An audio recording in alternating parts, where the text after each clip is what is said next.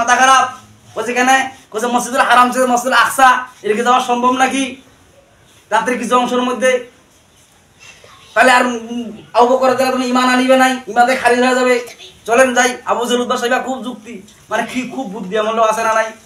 দেখতো ওই হুজুরের পিছনে আজকে খায় না আসবে আইজানে বলছে এই লোক, বলছে এই তো এই লোক জাহানিলা ফুসলে ফুসলে ওই মধ্যে ওর কথা শুনে মাথা পাগল হয়ে গেছে। বলেন না নাউযুবিল্লাহ। হযরত আবু বকর রাদিয়াল্লাহু তাআলার কাছে আবু জেল উদ্বা সাহেব গেলেন, যায় বলতেছেন হুজুরের তো মাথা খারাপ হয়ে গেছে। কইছে কেন? কইছে মসজিদুল হারাম থেকে মসজিদুল আকসা বলে উনি রাতের কিছু অংশ বলে ভ্রমণ করছে, এটা কি বিশ্বাস করা যায় নাকি? আবু বকর রাদিয়াল্লাহু তাআলা বলছেন যে এই কথাটা কে বলছেন? কইছে নবীজি বলেছেন। কইছে নবীজি যদি বলে থাকেন আমি বিশ্বাস করি, বলি সুবহানাল্লাহ। সাহাবীদের ঈমান কেমন ঈমান ছিলেন? নরমাল ঈমান ছিলেন না? আল্লাহু আকবার। এজন্য বিশ্ব নবীজি বলতেন তুমি আবু বকর না, তুমি সিদ্দিক। আল্লাহু আকবার। সিদ্দিক মানে তুমি সত্যবাদী, তুমি যাহা পাও তাহাই বিশ্বাস করো, আমার পক্ষ থেকে যেটাই পাও তুমি সেটাই বিশ্বাস করো। সিদ্দিক আকবর ইবনে কুহাফা রাসূলের বিকল ছায়া ছবি। সিদ্দিক আকবর ইবনে কুহাফা রাসূলের বিকল ছায়া ছবি। বলেন না মারহাবা। দিনের তরে কিয়ারে মন উজার করে দিল যাছিল সবই। সিদ্দিক আকবর ইবনে কুহাফা রাসূলের বিকল ছায়া ছবি। আল্লাহু আকবার। সিদ্দিক এক কথায় বিশ্বাস করে ফেললেন। বলেন নবীজি যদি বলে থাকে তার মানে কি আমি বিশ্বাস করি? বলেন না সুবহানাল্লাহ। আমি তো জাহান্নাম দেখি নাই, জান্নাত দেখি নাই, না দেখে তো আমি বিশ্বাস করেছি। আপনারা কি জাহান্নাম জান্নাত দেখছেন নাকি? না দেখে তো আল্লাহকে বিশ্বাস করে মসজিদে নামাজ পড়ার জন্য এসেছে, ঠিক কি না? তার ঈমান আছে, সে বিশ্বাস করে। আর যার বেঈমান তার মানে কি? সে হুজুর আলেম ওলামার দোষ খুঁজে বেড়ায়। একদল খাইছে আর একদল খাওয়ার জন্য আছে, আগা গায়ে মুখে মাখায় নাই। যারা আলেম, যারা হক্কানি হকপন্থী, যারা ইমানদার, তখনও তারা ইসলাম থেকে পিছপা হয়ে যায় না, বলে ফাঁসির রশি গলায় জ্বলবো, তাও ইসলাম থেকে আমরা খারিজ হবো না, ঠিক কিনা বলুন? এক কথা বিশ্বাস করেছেন, যদি হুজুর বলে থাকেন আমি সে কথা বিশ্বাস করি বলে। এবার আবু জেহেল তো কোনো রাস্তা খুঁজে পায় না, উত্তর সাহিবা বলছে হুজুরকে তো দমন করা গেল নাই, সিদ্দিক তো ইমান আনে ফেলাই, বিশ্বাস করে ফেলাই। এখন কেমন করে এটা বিশ্বাসকে মানে ধ্বংস করে দেওয়া যায়? বলছে কি কথা একটা বুদ্ধি মাথা হচ্ছে, মানে ওদের তো বুদ্ধি কাজ করে। শয়তান যে ওই ইনজেকশন দেয়, শয়তান কয় যে এই তুই করতে পারবেন, তার মানে কি? কিছু মুরব্বী আছে কোরআনের কাছে যায় না, ওই কোরআন বাদ দিয়ে আনে, ওর কাছে দৌড়ায়, ওর কাছে দৌড়ায়, এই নেতা ওর কাছে দৌড়ায়। এমন লোক আছে না নাই?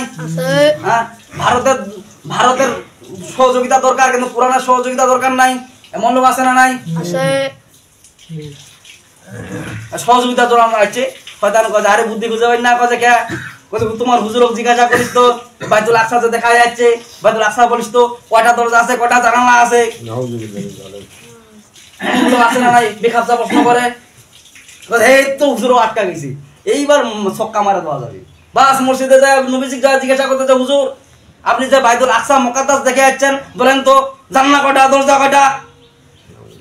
কেউ কারো বাসায় মেহমান খাতে গেলে কি দরজা জানলা কোন আওয়াজ যায়? না। কেমন একটা অবাস্তব প্রশ্ন।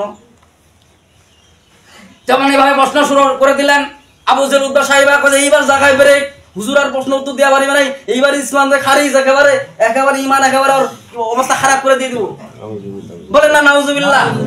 আমি লিডার, আমি আমার নেতৃত্ব চলবে, আমি সব মানে মাতাব্বরি চলবে আমার। যখন এইভাবে প্রশ্ন করা শুরু করে দিয়ে দিলেন, আল্লাহ রাসূল গমগিনের মধ্যে পড়ে গেলেন। আল্লাহু আকবার। যখন গমগিনের মধ্যে পড়ে গেলেন, জিবরাইল আমিন বললেন যে হুজুর আপনি গমগিনের মধ্যে পড়েন না, আল্লাহ তাআলা এখনই একটা বার্তা পাঠিয়ে দিবেন, বলে সুবহানাল্লাহ।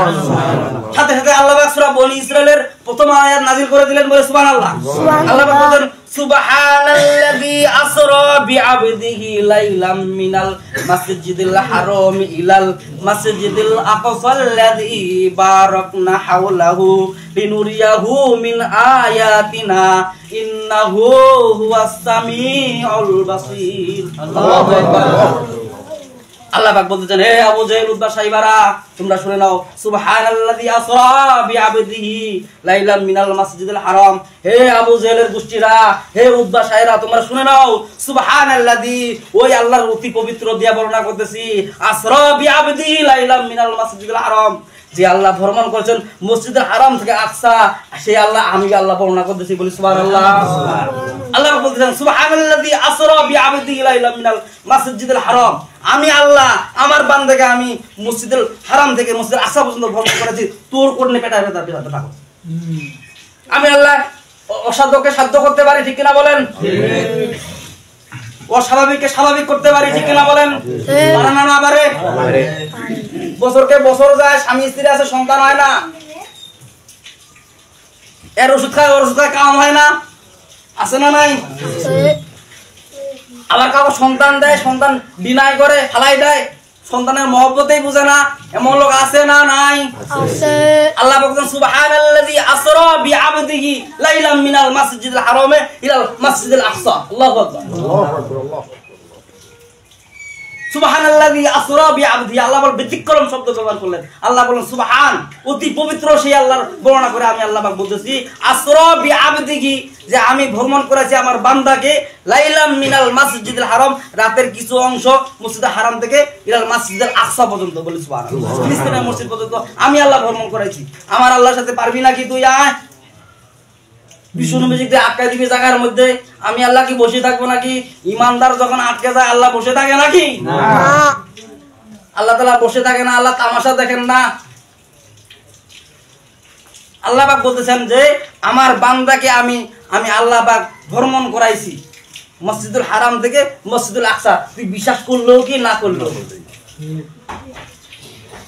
আমি আল্লাহ যদি ভ্রমণ করাই তোর তাতে কি আসে যায়? তারপরে আল্লাহ পাক আরো বলে ক্ষান্ত হন নাই, আরো বলতেছেন আল্লাযী বারাকনা হাওলাহু লিনুরিয়াহু মিন আয়াতিনা, আল্লাযী বারাকনা, আল্লাহ তাআলা বরকতময় করে দিবেন বিশ্ব নবীর আগমনে বাইতুল আকসাকে, বলি সুবহানাল্লাহ। হাওলাহু লিনুরিয়াহু মিন আয়াতিনা ইন্নাহু হুয়াস সামিউল বাসীর, আল্লাহ পাক বলেন যে আমি নিদর্শন হিসাবে রেখে দিলাম, বলি সুবহানাল্লাহ।